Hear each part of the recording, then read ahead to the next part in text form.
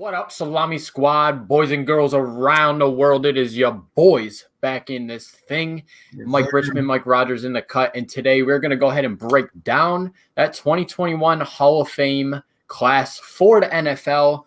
And boy, did they give out some gold jackets. We got 8 people in total and just snap reaction. It's a pretty stacked class. There's some names in there for sure. Obviously, we're talking about the Hall of Fame here, boy. So we're just going to go ahead and break down each person here. There's a couple people I didn't know so much about. I had to do a little research. First up, we got the boy Alan Faneca, who was a guard for the Steelers and then the Jets in the last year of his career. And he just dominated up front. He guarded for 9 different 1,000-yard rushers and 5 different 3,000-yard passing seasons. So absolute just beast up front. It's so important in football to have a strong front offensive line, dude. It really is the number one thing I think that gets swept under the rug when it comes to team composition. So shout out to Alan Faneca getting that gold jacket. Yeah, shout out a couple chips, like you said. A quarterback doesn't have a good year, running back doesn't have a good year without those big boys up front. So got to give some love to them boys in the trenches.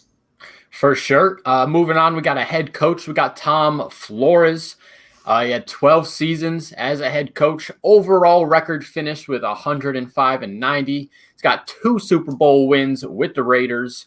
And he got the Raiders 3 division titles in 4 years, starting in 1982 when they were on that little hot streak. I think that's kind of where his Hall of Fame nomination is coming from because, you go back to that 1982 plus 4 years, they were dominating back there.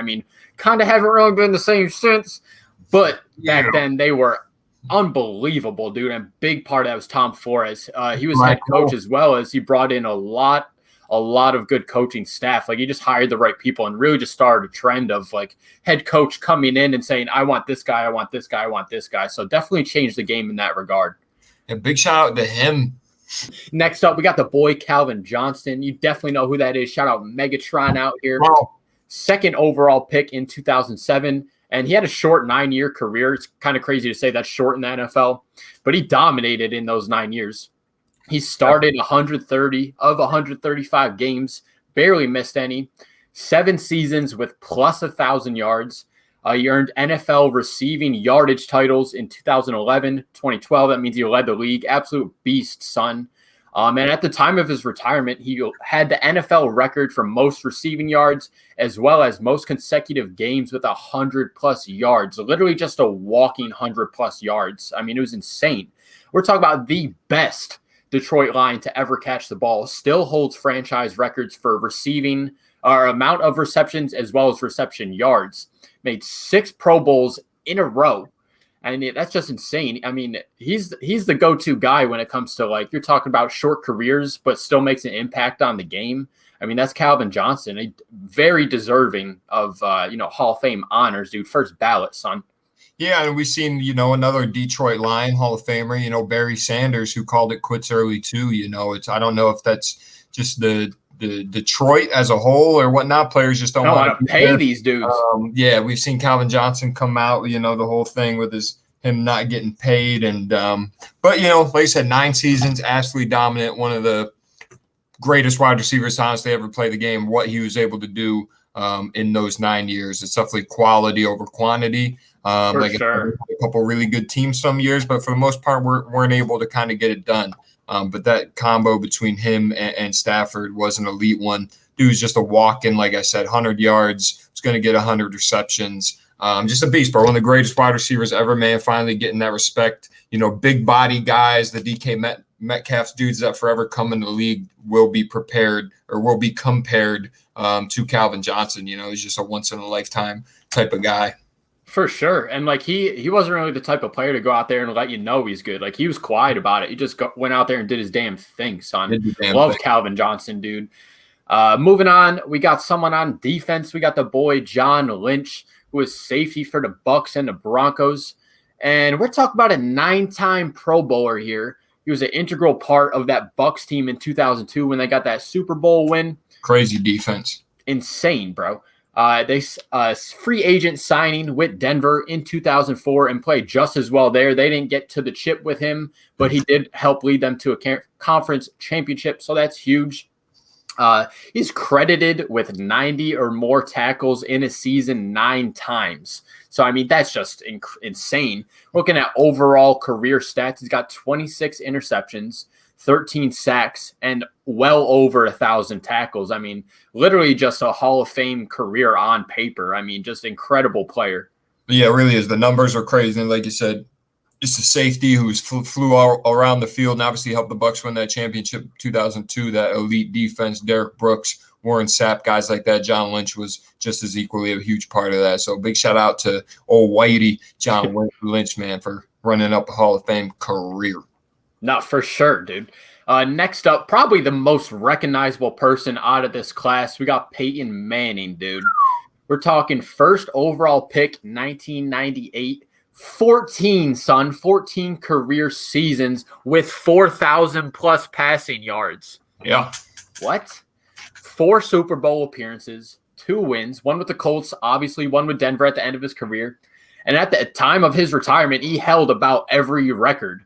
I mean, to this day, he still is 3rd in both passing and passing yards and passing touchdowns, only behind Breeze and Brady. But like I said, I mean, when he retired, he was on top of everything. And you hear a lot about him with this Trevor Lawrence talk about how he's such a great prospect, etc. Peyton Manning was the original that. Yeah. You know what I mean? Just the next godsend player to come into the league. Man. Came in and did the damn thing, son.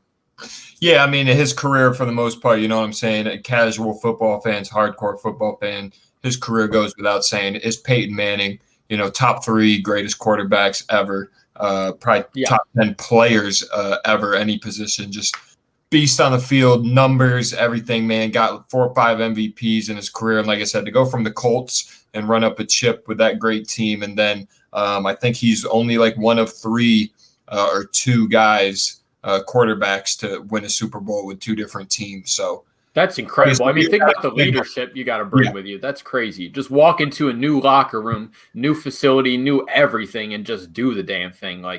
I mean, you don't got to explain a lot. You say the name Peyton Manning, everyone falls in line. That's just great, man. We knew he was going to be first ballot. So shout out. For sure.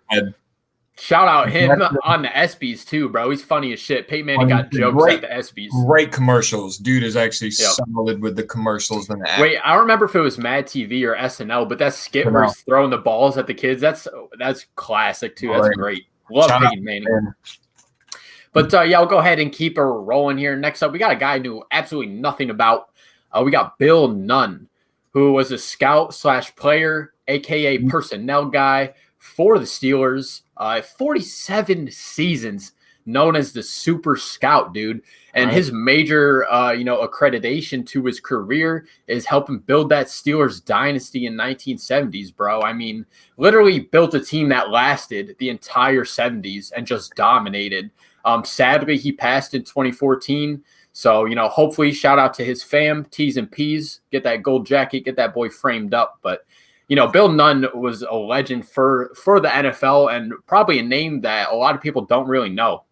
Yeah, man, just like you said, that Steelers dynasty in the 70s, the steel curtain, the defense, like you said, Terry Bradshaw, quarterback, they were able to run up 4 chips. Big part of that was thanks to that man. So definitely well-deserved for shizzle. For sure. Next up, we got the second wide receiver on this ballot, Drew Pearson.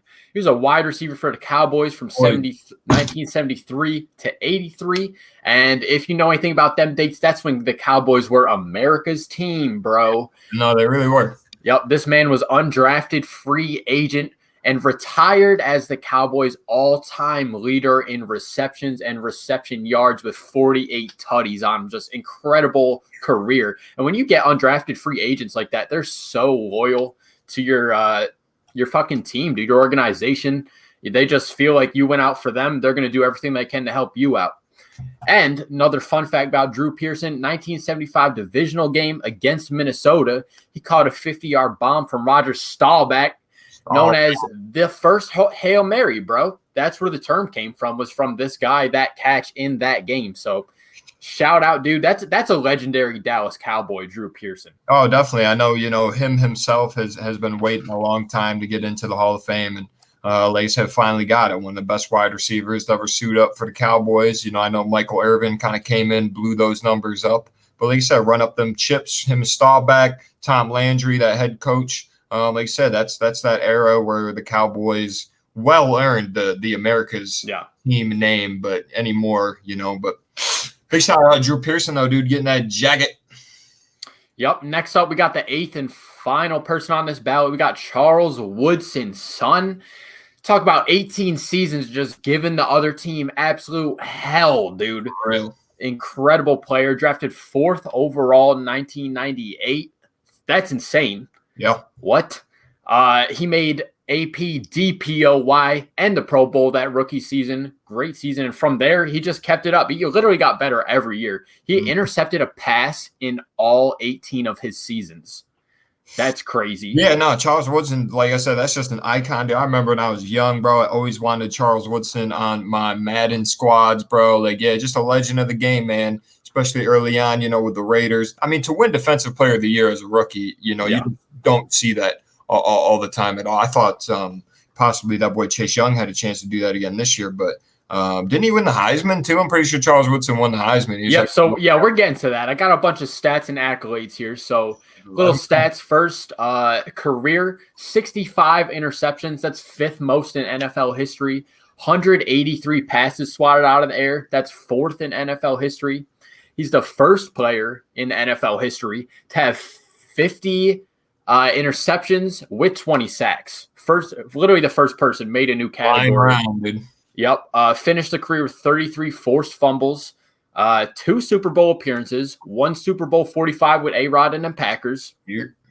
And he co-holds the NFL record for most defensive touchdowns with 13. And then, like we said, he is one of only 2 players to ever be in the NFL to win a Heisman Trophy, Defensive Player of the Year, Defensive Rookie of the Year, and a Super Bowl title. That's only been done twice. Charles Woodson and some other Joe Schmo. So Charles Woodson out here, bro. Gold jacket, well deserved. We're talking about 18 seasons on a defense. Imagine what that does to your body. Yeah, definitely. Boys probably waking up hurting in the morning, but absolute legend of the game. Big shout out Charles Woodson doing the damn thing for 18 years on him. For sure, son. So we're going to go ahead and wrap it up. This 2021 Hall of Fame class was pretty juicy. Yeah. Shout out everyone on there. My favorite got to be that Calvin Johnston. Megatron, one of the best nicknames ever. Love Megatron. But with that being said, boys, get the fuck out of here.